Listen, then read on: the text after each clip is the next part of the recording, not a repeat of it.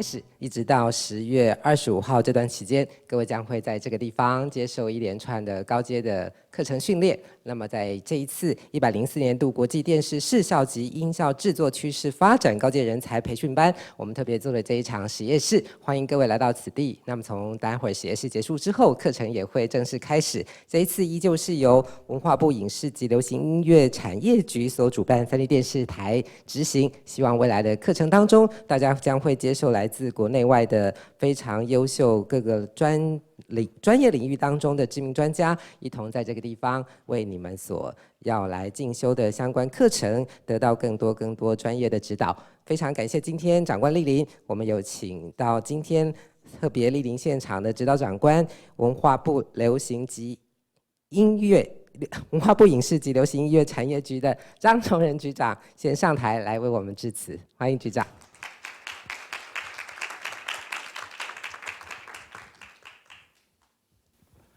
三立公司张副总，及各位老师、各位学员，大家早。我想在周末的早上，大家愿意起个大早，然后到这边来上课，我觉得非常的不容易。平常大家工作忙，本来周末都是休息，大家愿意再来做这方面的补充加强，我个人感到非常的敬佩。这种视效这个学习的班别，其实在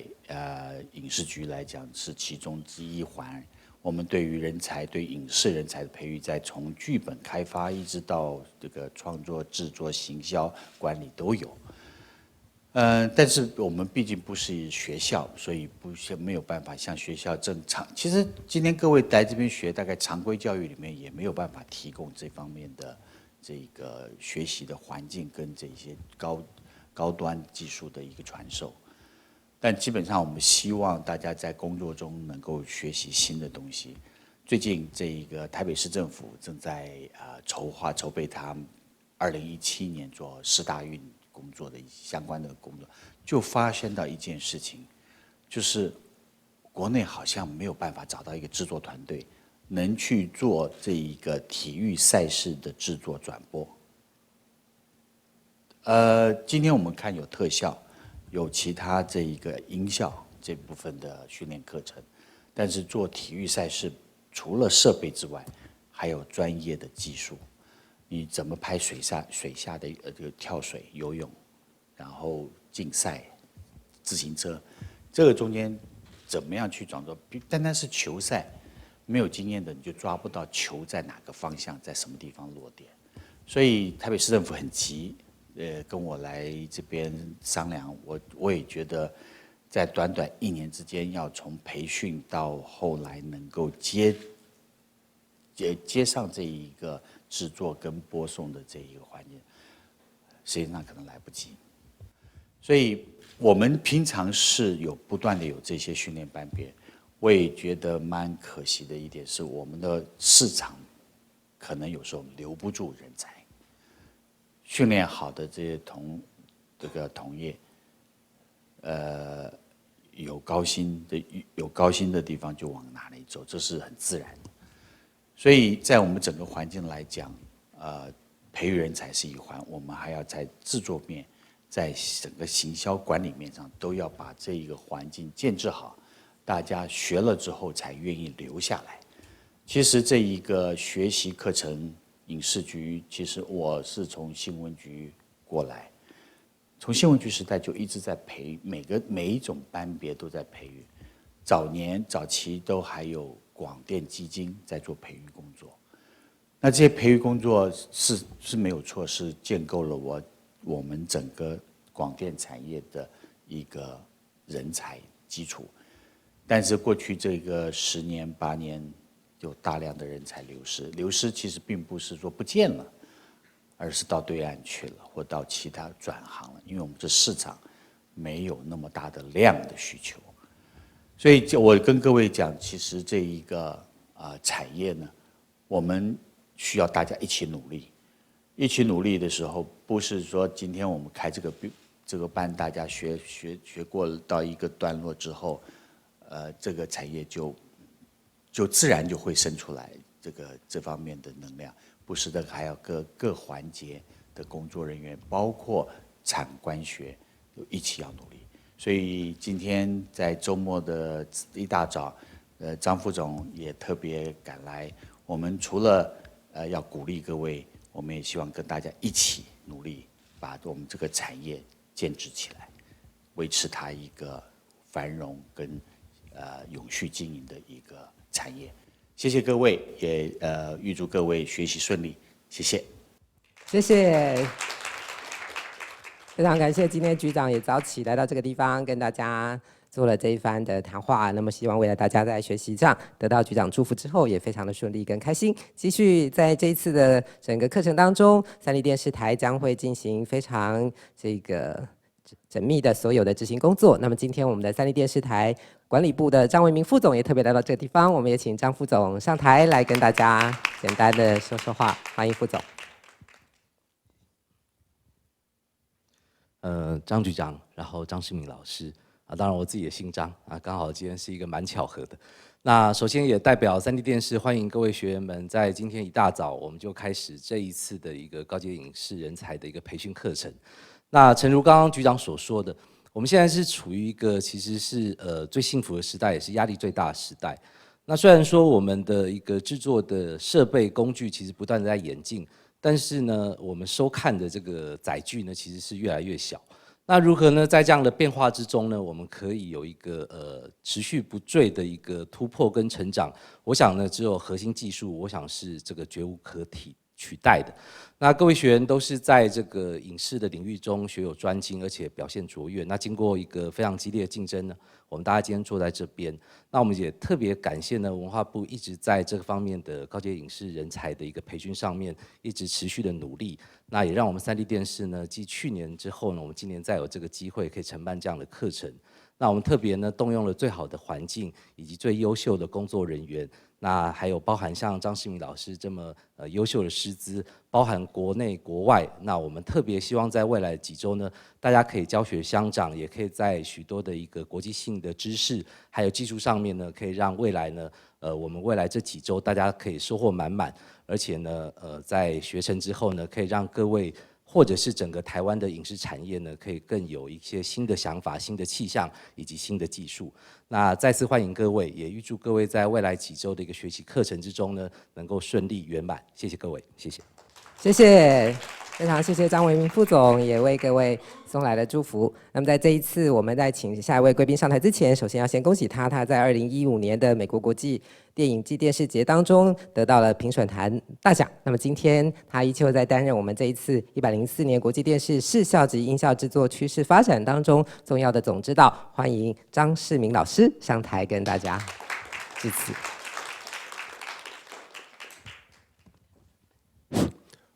局长，然后副总，然后三立电视台的所有的同仁，以及今天来参加这个课程的所有学员，大家早安。我是张世明。其实我没有想到我上来致辞，因为我今天要讲很多话嘛，我一直讲到明天，大家应该会听我听到烦了。但我想先说一下，我想去年的时候我来这里的时候，主要参加最后的结业式。我觉得那个结业式里面，我感受到，其实在台湾很多的从业人员很积极，想要努力去学习新的东西。那因为我有幸啊，我除了自己在从事这样的工作已经20多年之外，我也在学校里面教书，所以相对的，我可能有一些比较建立的比较完整的一些结构，也许可以跟大家分享。所以讲今天我主要来的这个目的，不像是来教学，因为各位其实经验非常非常的丰富，不像我们在教大学生的时候，其实他们都从初阶开始，我们可能比较用一个来交流的方式来谈这件事情。所以在今天的过程里面，我安排的2天的课程里面，会让各位知道，从我们一开始建构一个想法，一直到最后可能必须搭配到很多很多复杂的、深奥的、先进的技术，怎样去搭配，完成一个在我们自己心目中可能觉得不错的一个作品哦。当然，我想刚才也诚如像局长跟副总有提到，其实我在2000年在美国念书的时候，我们就听到了一个名词叫做数位汇流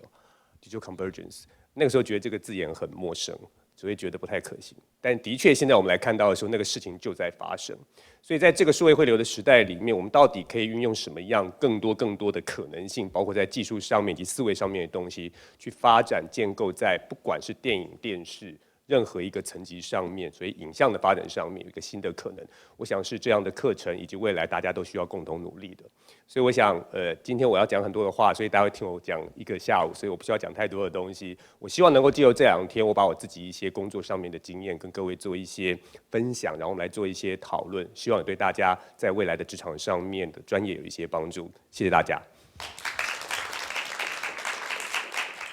好，今天我们的执行单位非常的贴心，其实是让张老师先上来开嗓了，因为他待会在9点半的时候就要开始来帮大家授课一连串的课程，将会由张老师率先来进行第1堂课的这个相关的分享。那么今天还有重要的这个工作人员在这个地方，我也先跟大家做介绍，待会他也会在实验室结束之后跟大家来报告今天包括日后所有课程里面非常重要相关的你们所需要的协助，那么都可以向他来进行接洽。那就是在这一次我们的总导师，我们的三立电视台非常优秀的制作人王梦代王制作。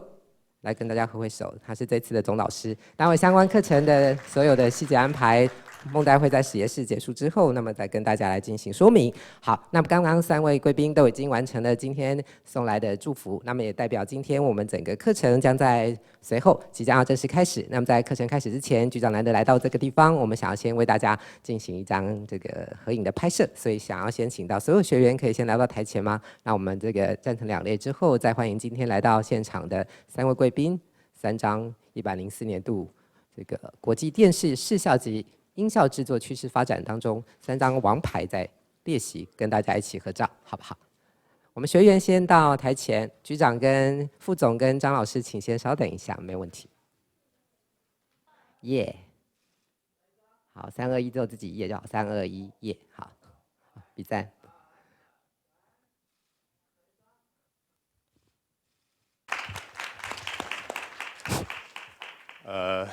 孟代、方玉，还有各位同仁，现场这么多录影师，害我觉得很紧张。还有今天所有的学员，大家早安，又要再一次开场。刚才有真的长官在开场，其实很不自在。现在没有长官在，我们就可以随性一点。其实我有看到一些我去年来的时候，在看结业式的时候的一些学员，像后面坐在后面那位的，所以看起来很多的在业界的人士非常非常努力的，每年来做一些进修。那其实我刚刚也有讲，我实在不敢托大说我的专业比各位更多一点，而且其实我没有真正在电视台工作过，我其实一直从事的是广告制作这方面的东西。不过就像我刚刚说的，其实我在2000年去美国念研究所，我念的是电脑动画，就现在所有的动画已经没有人在做 2D 动画，所有的市场上面都是3D 的电脑动画，我是学这个东西的。在那个时候，在美国，因为虽然那时候网络在泡沫化，但是大家还是相信，借由网络这些数位的东西一定会 digital convergence， 也就是现在说的数位汇流。那数位汇流当然包含了我们过去可能想象电影在电影院，电视在你家的电视，然后那时候可能还没有像手机这样的这么大的想象的空间网络。可是现在来看，它真的在慢慢的成型当中。我觉得这是一个很重要的趋势。事实上，这个趋势也可能让我们了解一件事情：我们过去可能把很多的事情也分得很开。所以，如果像我在念大学，我念完电影之后我就出来的时候，我没有真的去做电影，因为那时候没有什么电影可以做。我在念大学的时候，我去实习，去参加《太平天国》那个吴念真导演的剧组，去当工读生、实习生，做的事情就是去帮他种高丽菜。那个时候所有的制作非常非常的传统，而且电影圈就是电影圈，电视圈就是电视圈，广告圈就是广告圈。那电影圈它非常非常小，所以我们不太可能有工作可做，因为接触的人很多嘛，要集训也没有多少电影可以拍，所以我就去做广告。那相对的，广告是一个比较有经济规模的产业，也就是你会知道，只要有商品，它就一直会拍电视广告。尤其那个时候，其实没有其他太多的行销方法，电视广告似乎是唯一的可以让很多人接受到这个新的产品的资讯。所以在那个年代的时候，电视广告很红，所以我的确在电视广告非常非常火热的那一段时间的时候投入了这个产业。可是20年走下来，你会发现，现在的电视广告以我们现在说广告的量来讲，它在没落。现在开始可能更多的是数位广告。可数位广告到底是什么？数位广告真的变成只是打一串字在那边，或者是你按一个键这样吗？其实也不是。所以大家看到很多微电影冒出来了。那微电影到底是什么？其实微电影在我们在学电影的时候，它就是短片嘛。我们在当学生的时候，我们拍不起长片，我们就是负责要拍短片。我们可能从1年级的时候先拍个2分钟、3分钟，然后到毕业的时候拍个10分钟、15分钟。它跟今天微电影根本没有差别，只是它跑出来了一个新的名词。而微电影这个字眼似乎就有更多的经济效益，它好像可以承载更多的商机在那个里面。所以你可以发现很多的事情，我常常会觉得其实是换汤不换药，到后来其实走在是同一件事情，在很久以前就有。今天只好又旧的菜再重炒一次，有点像是流行喇叭裤10年之后再流行一次一样的道理。但是有些东西为什么会这样的演进，还有它为什么越来越普及，这就跟很多的技术有点关系了。像现在在座的一些摄影大哥们在拿的摄影机，现在的这个摄影机很轻便，然后一台我猜，我知道看一下它是什么机型，所以一直绕着我跑。这台机型大概在30万，业务机30万左右可能就会买得到。但如果在过去，我们随便动辄看到一台 Digital Cam 这样的摄影机的时候，那可能都是在200万上下的东西，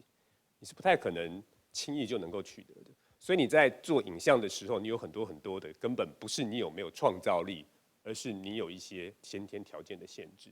所以我在开始学电影的时候，我们用的摄影机只能用那种底片的胶卷的，而且前2天我看那个念娘的摄影师姚宏毅先生写的一篇访谈。他说他以前拍电影的时候都用那个 Bolex， 那是一个瑞士的机器，它是要上发条的。它有电动马达啦，但是一般人都买不起电动马达，所以都用上发条。它上完发条的时候，每次可以跑大概在28秒左右。好一点的，就是稳定一点的28秒，它就停掉了，就不再跑了。那我在学校的时候，学校的机器通常都比较烂一点，通常在22秒的时候就会开始跑不稳，所以我每次要自己数到22秒的时候就要关机。它给你太多限制了，你会发现你的表演你不可能像侯孝贤一样，我要拍长镜头，我拍个4分钟的镜头，停都不要停，你根本没有办法，所以它限制你一些创造力。可是今天的因为一些摄影的设备开始普及化，然后一样的像我们刚才那边讨论的时候，那2位摄影机跟我聊天说，这个我用的 Mac Air 能不能拿来剪接？我说有点吃力，但不是完全不行。但如果刚刚各位在开幕式用那个 MVP 的话，它就比较有机会了，至少在剪一些基本的东西的时候有机会。可是你也发现，现在用投影机用到 4K。如果让这个来剪 4K 有没有办法？他一定死给你看。所以我们现在的压力通常来自于，当我们希望能够突破到另外一个可能性的时候，我们必须要面对的、兼顾到的东西，也要跟着时代一直在向前跑。但是无论如何，它有一个很基本的事情没有改变。你今天要说什么东西，这个文本还是最重要的一件事情。那因为我知道今天各位来自学员来自的，其实比较多的是制作人跟导演，所以好像比较不像去年可能来了比较多的技术人员，比如说摄影师啊这样的人员。我觉得它是有差别的，所以的差别是，它应该是一个时间上面的差别，并不是说谁的重要性比较高。就好像我在平拍片，明天各位会发现我的长时间配合的摄影师会到现场来跟各位 demo 一些特殊摄影的技术啊，以及在摄影的时候你要注意什么样的事情，然后你可以跟事后你要做一些 CG 合成的时候，他必须要去面对到的一些问题，你要在拍摄的时候就要去注意到。那我必须要一个摄影师来替我执行我的一些想象中那东西并不真的存在这个世界里面的东西。所以相对的，谁是重要的？我觉得并不是重要与否，它可能是时间上面的差异。通常你必须早一点的，像是制作人或导演去进入，你去构想一个东西，然后把它给具体的，用一些方法能够呈现给你后面的执行的技术人员，他们才有办法知道说我到底要运用什么样的技术去帮你达成。当然，因为今天太多的摄影技术变得很先进，变得容易取得，它也就降低了过去这件事情可能永远都会听到后面经纪人跟你说导演不行，导演不行，导演没钱，你的做到的机会就更多了。但如果你并不知道原来有这样方法可做，你就会断送掉自己的创意的可能性。所以我觉得，其实今天在我在谈这件事情的时候，我为什么会下了这个题目？我想从文学到影片，文学我讲的可能有点拖大了，我主要是要讲。事实上，在制作人跟导演阶段的时候，我们常常的思维是先从文字开始的，我们很少会直接想影像。我也建议各位，因为各位其实已经很专业了，千万不要跟我教的大学生一样。现在的学生，年轻学生有一个好处，但也可能是个坏处，他们太早习惯了直接去看影像，所以他记得每一个都是画面，他会记得变形金刚里面第一个画面什么，第二个画面第什么。但他没有办法结构这个画面跟下一个画面，其他原来的文本想说什么事情，所以我们常常会发现，学生现在年轻学生做出来的东西的时候，你会觉得每个画面衔接起来很好看，可是里面到底想要沟通的一个逻辑概念是什么东西不太清楚。这个有点像是一个著名的影评人蓝祖蔚蓝老师，他我在学校教书嘛，所以我会请蓝老师来到毕业制作里面给学生一些讲评，这有点像是最后我们要大家来自这个结业式那样状况。蓝老师就有讲，他其实看过很多很多学生的作品，他觉得学生作品年轻人最大的一个问题就是有那个形没有那个神。他们的后端的技术力越来越好，因为摄影机变得便宜，然后他们也每天都看很多很多的 making of， 让他们的技术力没有问题，但是他们前端的创造力有问题。你找不出他真的精神层面在那个地方，甚至找不到他原本的故事文本在什么地方。但是我相信各位因为有这个经验，在电视台的工作经验，可以避免掉这件事情。可是各位可能也会有一个比较大的压力，因为长时间的工作，你必须不停的产出。就像我常有这个压力，就是我每天好像是脚本生产器一样，因为我只要有客户我要去提案，我就要一直生脚本，一直生脚本。你就像脚本生产器。升到一个客户喜欢的东西的时候，我后面的人就要接上来，所以我们像一个生产线，一路的过去。当你长时间都要这样做的时候，你可能很难去涉猎一些新的东西的可能性。结果你并不知道后面的生产线已经在改变了，就好像鸿海现在都在用机器人。过去我们想象鸿海是那个人海战术，用一堆人，但他现在的成都厂都是机器人。我们还没有意会到这件事情，这个事情已经在发生了。因为我们不知道这件事情，所以我们没有办法改变我们前面的创造力上面的东西。这是一个对于长时间已经工作压力很饱和的人的时候，我们常常会面临到的问题。但是我相信像这样的课程，给各位最大的价值，可能就是你可以在短时间之内，也许了解一些事实上在后面的生产线上已经改变的东西，一些在世界上可能已经有点不一样的东西。借由这个机会让大家了解一些这样的东西的话，也许各位在整个创造力上面会变得更丰富一点哦。那当然，在先讲到这个，我今天想要讲这个题目，我会稍微做一下自我介绍。我不知道怎么介绍这件事情，那个名字很普通，张世明。然后我记得前几天我也看到 TED 台北有一篇林怀民舞蹈家林怀民的一个演说的一个报道，说林怀民上去讲 TED 的时候，他没讲他是谁，他直接讲我是林怀民就开始演讲了。我其实也想这么帅直接跟各位讲，不过我想我可能没有林怀民老师这么的有名，所以我还稍微自我介绍一下。刚刚因为在开幕式的时候，主持人有说一下我今年得的一些奖项。其实我得的奖项跟各位参与的人不太一样，各位做的通常都是电视，所以各位如果去参加比赛，可能像金钟奖啊、艾美奖啊这种东西。不过因为我长时间做的都比较属于广告面向的东西，然后做一些所谓的企业形象影片的东西，所以像今年年初得到的那个美国电视电影节，他们是以企业影片跟电视纪录片为主的。那另外在10月，但8月已经公布了，然后10月它会有颁奖典礼的红点设计奖，我也得到了一个奖项。这几年开始有一些作品，因为不管是客户的支持，还有自己一些创造的东西，可能比较有机会去发展，所以有一些机会得到这样的奖项。不过它跟戏剧不一样，所以跟电影不一样，也跟各位从事的电视节目上面有点差别。但是我相信这个东西可能通常是一些思维上面的转变，就它适合应用的内容，可能服务的对象不同而已。但很多的思考的方式跟很多的技术可能是一样，我们可以在这方多做一些交流。那同时，我现在也在元智大学资讯传播学系教书啊。但我刚刚就有跟局长有聊到，我不知道各位可能会有这样的感觉，比如说各位在业界工作一段时间之后，会发现现在新进的年轻人、大学生越来越不好用，好像越来越不能用。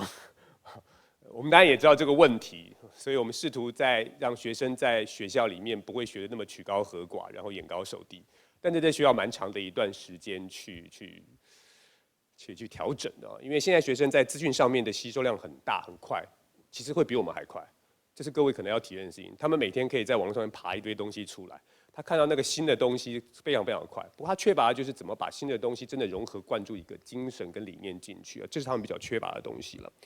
那至于在2天的课程里面，我会大概做什么样的一些安排啊？我想在今天的一开始的时候，我主要会谈一些文字架构。我还是希望从这个地方开始讲，就像我说的，这个可能是各位最重要的工作。各位比较不属于技术人员，所以如果今天要上剪接台，会不会让你去操作那个剪接机器？我就不会。我现在通常剪接的时候，我都有一个剪接师，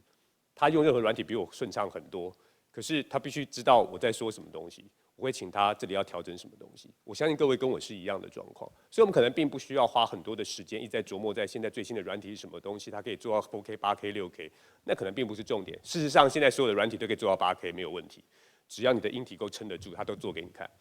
我们可能来谈一下你一开始要怎么架构这件事情。再来，我们要谈一下，最后我们终要生出去的东西，并不是一篇文字，所以我们并不是朱天文、朱天心、谢海盟写那个文字，我们必须呈现的是一个影音的东西。那你如何从文字转到影音去？这个其实是一个比较困难的东西。很多的时候，画面呈现出来是不是能够跟你原来文字的构想非常非常的紧密的连接和 match？ 这个是一个需要经过时间。再加上说，你任何的画面设计，你还要考虑到执行上面是不是 doable。如果你没有这方面的了解的话，就变成是你想的东西可能完全是空想，它可能是做不到的。所以相对的，在画面设计的时候，有一些可能大家可以了解的一些小小的诀窍，我们也许可以来稍微分享一下。再来就所谓数位技术了，包括现在这些摄影机能做到什么东西。像去年我就发现大家都空拍，每个都空拍。那现在空拍真的越来越便宜嘛？空拍机台要多少钱？如果各位去深圳的话，那个全世界最大的那一家大陆那个生产工厂，你刚买一台，现场直接买走的话，大概3万块钱人民币应该就都还有找，而且是很好的空拍机，很稳定，非常非常的稳定。但空拍到底为什么要空拍？就像去年我发现学员在空拍的时候，好像是为了空拍而空拍，管他的，我就是要空拍。你好，没有认真清楚为什么你现在在这个影像的连接里面要出现一个空拍，大家不管。所以去年我在结业时，我的确也提供了一些我的想法。但是技术有没有不好？技术本身没有不好。它真的很好，只是你怎么把它用到很巧妙。所以不只是空拍这样的技术，还有什么样的数位的技术，在过去我们可能很难接触，但是随着我说它越来越便宜，它越来越普及，越来越多人去提供它，我们可以使用它的机会越来越多。它能不能让你的影像创造出来更多有机会跟可能性？这是我们可以来讨论的哈。那当然，在数位技术部分有一个所谓的数位显